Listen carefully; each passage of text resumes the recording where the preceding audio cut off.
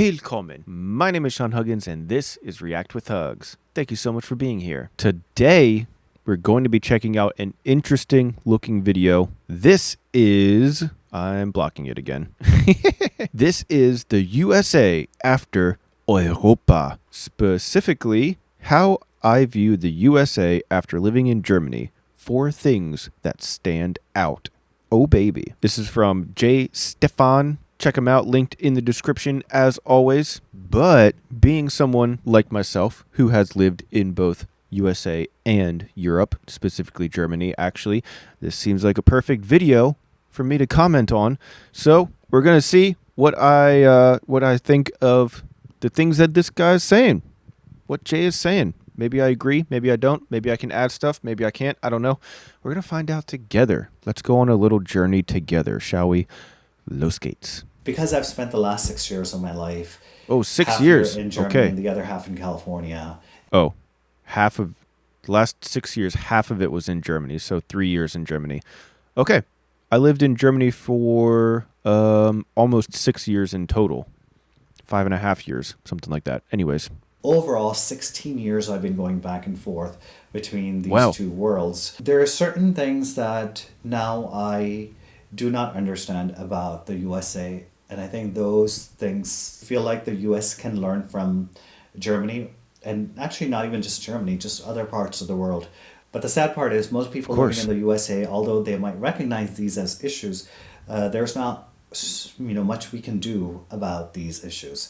Yeah, already I agree with him. A lot of Americans recognize a great deal about a lot of the bad stuff that happens in America. I mean, take your pick. There's a laundry list of things that could be improved about America, and a lot of people want to improve them, and a lot of people try to improve them by voting for people that say that they're going to improve things, and then nothing happens.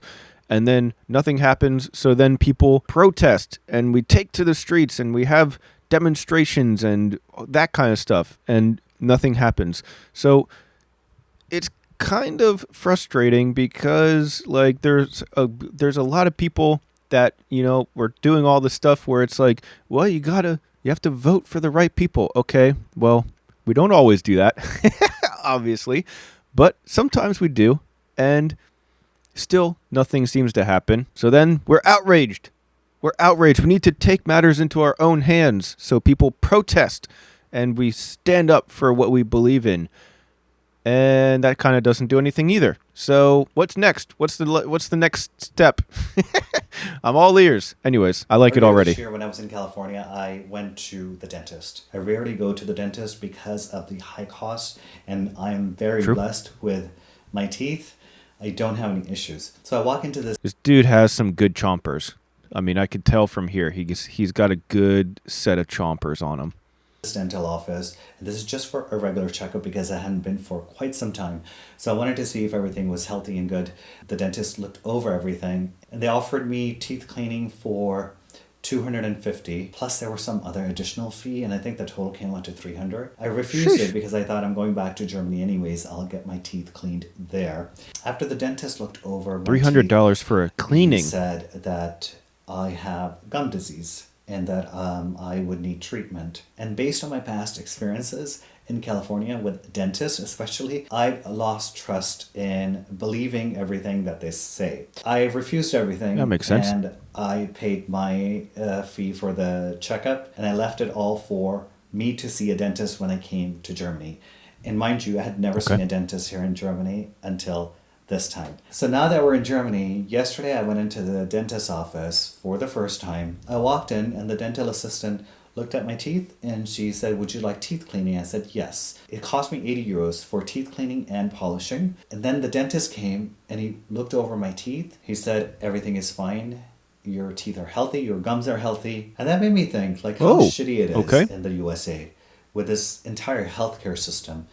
So I grew up in California not having any healthcare at all because my parents could not afford it. I didn't have healthcare until I got my first job after university, and that lasted for 3 years because after that I started my own business. When I started my own business, I also could not afford in the beginning to pay for healthcare. So I didn't have health insurance for a while. And both of my parents went through their entire life without health care. I think there was a span of maybe 1 year where they actually paid for health insurance, but having to shell out about 700 per person at that time was nearly impossible for them.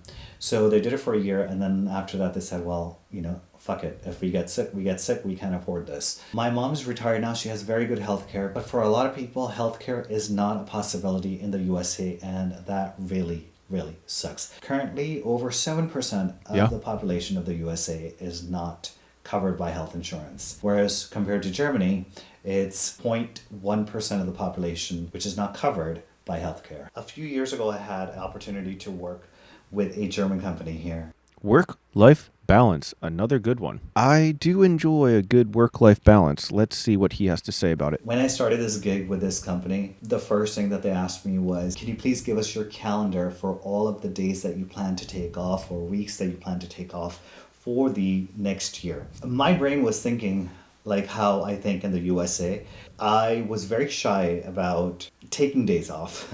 I put in the US holidays, I think, like the Thanksgiving day, because we were going to be here during Thanksgiving. So I really wanted to take that day off. And I felt guilty of taking, those 2 days off because I was thinking this is not a German holiday, it's a US holiday. So why am I taking this off? I shouldn't take this off. So I contemplated so much that I felt so guilty of taking just those 2 days off. Everything else, I just left it as whatever the holidays were given. I told him, I was like, don't. Yeah, we're really conditioned to not take any time off from work in America. That's how you are trained from, I guess since you're a little kid. It's like you can't miss school, and that kind of conditions you, and you carry that over into you can't miss work. You have to always, doesn't matter if you're sick, you power through it. It doesn't matter if you want work-life balance, you power through it, and you just show up every day and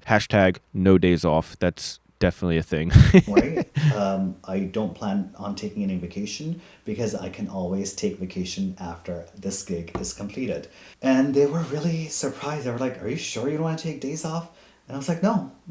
And I was thinking in my head that I am impressing them, that I can take days off, that I'm so dedicated to work. And I realized it much later that how ridiculous this is. It's based on no one cares. Our conditioning in the USA. We are conditioned to constantly work and work hard and prove that we are hard workers, that we are dedicated employees of any company, or we are a dedicated business owner. Yeah, you have to pledge your allegiance to the business owner or whatever. Like my first job out of university, I remember I was always the first person in the office and the last person to leave. Even if I didn't really have any work to do, I would do that just to I don't know, just so people thought that I was serious about working there and would take me seriously. And no one cares. Like nobody cared at all, but that is just how you are conditioned. You have to sign your soul away to the company that you work for. And then in theory, the company will reward you. But that never happens. That we put our personal lives on the back burner, and we're proving to the company, to our managers, that no, I'm dedicated and this work is my life. I think majority of the people in USA feel this way because they're made to feel this way. This is how we're conditioned to view work-life balance. And here in Germany, people for the most part value their personal time. And so does the company, based on my experience, that companies promote wellness and taking personal time and taking time for your families. And my view has... Well, I mean, it's not even that companies promote that stuff. It's that it's the law. Like you, by definition, you have to have a certain amount of like national holidays where all companies, or basically all companies, are closed for like bank holidays or whatever it's called. But then on top of that, you have to have a certain amount of vacation time. You have to offer a certain amount of like sick leave. If you are actually like verified sick by a doctor, you have to be able to give your employees a certain amount of sick leave. And these things are just the law in Germany. And yeah, the culture might be different in Germany, and maybe there are company owners and managers and stuff who are more sympathetic to workers' rights and basic human rights and stuff like that. But at the end of the day, it's the law. So they have to do it. They have to follow certain guidelines. And that's the important part, because a company is still a company. A company, even in Germany, when I worked for a company, they did not care about you as a person. They cared about you as much as the law had to care about you. So I'm very happy for the German working laws, because yes, some companies would still be very generous to their employees, but other ones are just going to always, that's just how business is. You're always going to have some people that are just going to do the bare minimum that they are allowed to do in order to make as much money as possible. So if there were any less worker rights in Germany, they would take those. They would take those rights and they'd be like, okay, you don't get to go on vacation as much or whatever it is. So having those workers' rights as the law is very key to me, I think. Change as well on all of this work-life balance thing. And we have one fucking life to live. If we're not going to live our life, then what's the point of living? You need to really... The point of living is to maximize shareholder value.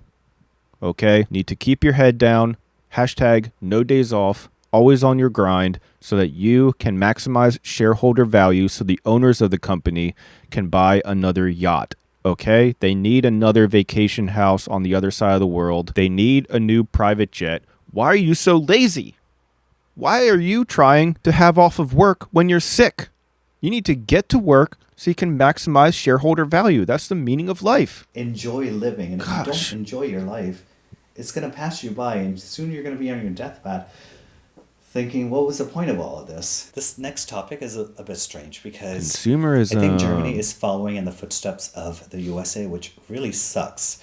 And I'm talking about consumerism. It's no secret that in the USA, this society is heavily based on consumerism. And I lived my life to the fullest. When I started making money for the first time, I would make money during the week and spend it all during the weekdays. And I just really enjoyed my life. Then when I started my own business and started making a lot more money, I started spending a lot more money. I started buying expensive things and wanted to buy a big house and wanted to buy a nice car. Not so much for investing, but my mindset was, because now I can afford to have a big house, I'm going to have a big house so people can see that I have a big house. I will buy nice things because now I can afford to buy nice things so people can see that I can afford to buy nice things. And this wasn't just me. I mean, this was pretty much all of my friends. This is the society that we grew up in. Of course, there are people in the USA that invest their money and save their money, but majority of the USA population is heavily based on consumerism. Everything is pushed to us to buy. Yeah, I think I'm very German in this area of my life. I've said this in videos before, but like, I'm good at saving my money. I don't really get wrapped up in buying a bunch of expensive stuff, so I'm pretty good at that. The only thing that I buy is like computer gear and camera gear and stuff, but I use it all for like making YouTube videos, so that's kind of how I justify it. But I mean, that's kind of it. So I don't know. I'm pretty good at investing and saving and all that stuff, so I think I'm very German in that regard. That is what's going to make us happy and what's going to bring us pleasure. When you don't do that, you feel like you have FOMO. All of the money that I made and then I spent, if I had only invested that money and not fallen trapped to the consumeristic society, financially my life would have been a lot better than it is right now. Everything is relative. So I can tell you can't even afford a new t-shirt. Your t-shirt's all ripped up and you don't even have sleeves and it's all bent up and wrinkled and can't even afford a white tee. This guy has fallen on hard times. No complaints here, but I wish I didn't have that mindset. I just feel for so many people in the USA that don't even realize the trap that they're in with this entire consumerism. But the sad part is it's catching up in Germany as well. The first time I came to Germany was 16 years ago,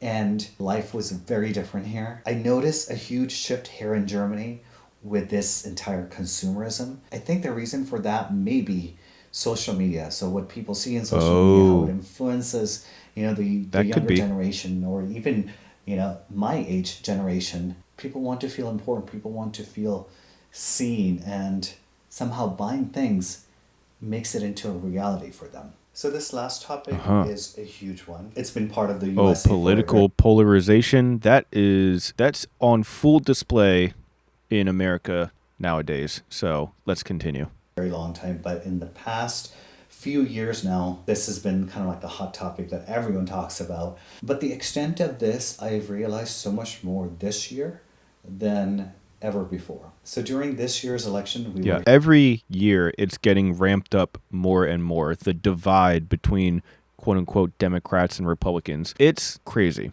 It really is crazy. here in Germany. Last two elections, we were in the USA. I was extremely stressed out. And I think for the most part, most of the people in the USA are stressed out during election time. So this entire political polarization, although it's been there for years and years, I mean, this is basically just part of history with the USA. Ever since Trump won the first election, since then it's just blown out of proportion.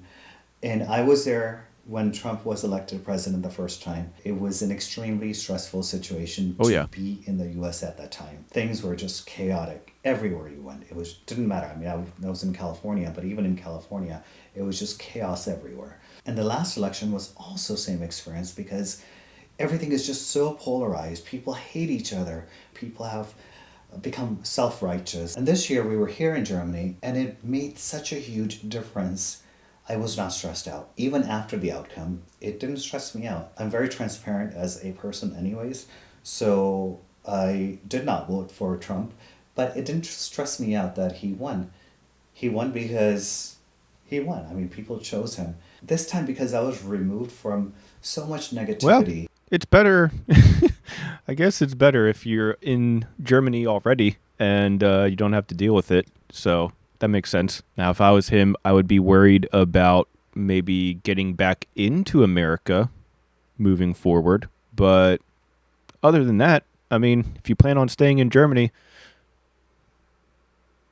I guess maybe you're good. I had a different viewpoint. This is just my 2 cents. I think in the USA, with the media, it has played such a huge role in bringing morals into, picking a candidate and picking a side. We've kind of lost that common ground. Let people believe what they believe.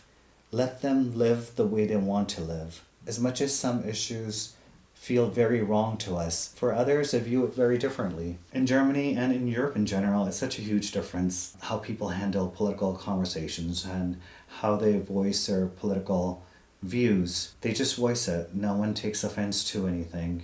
And if they disagree, then they disagree. It's a conversation. The USA has just become, seems like a big act that's put on by, political candidates and also the media, and we the people get caught in between this entire political Well, yeah. polarization issue. I mean, the polarization of politics is just done on purpose. Not even by the politicians. It's done by the billionaires of the world, the billionaires of the country. They want Republicans and Democrats to be fighting against each other and see each other as the enemy so that they can just keep influencing and taking all of the power in the country. They pay the politicians who get elected to influence the laws and whatever that happens in the country to maximize their companies' profits, and they rinse and repeat. And then they try to make the Democrats and the Republicans fight each other so that nobody cares about those billionaires. Those billionaires out there, they're the good ones. They're creating jobs for everyone. It's those Democrats or it's those Republicans. Those are the bad guys. You guys should fight each other. Nobody pay attention to the billionaires. But the billionaires own all of the traditional media on the news and everything like that. They own all the social media. They can spew out whatever stuff they want and people will believe it. So they just keep the Democrats and the Republicans fighting each other so that nobody comes for the billionaires. And it's working. It's working good. It's been an issue for a very long time, but I realized now, being away from it during this election, that how much of it was caused more by stress of being in the USA and around people that are stressed out, around people that are being negative. But once I removed myself and viewed the election from here, I was so much more calmer than I would have been if I was Okay. in the USA. So those are Well, the for 4 sure. points. Yeah, I mean, if you're in Germany or you're outside of the USA and you don't plan on going back to the USA for a certain amount of time, couple years at least, then yeah, I mean, I guess it would be definitely a lot less stressful of a situation. I wish that I could do that right now, but unfortunately, can't do that. Can't do that. So we're just feeling all the stress right now. But it is what it is. That being said, though, I'm curious what you guys, the experts, have to say about it. Let me know your thoughts. Leave your comments down in the comments section below. But that's all the time that I have for today. So thank you guys so much for being here. And as always, I'll see you guys next time. Peace.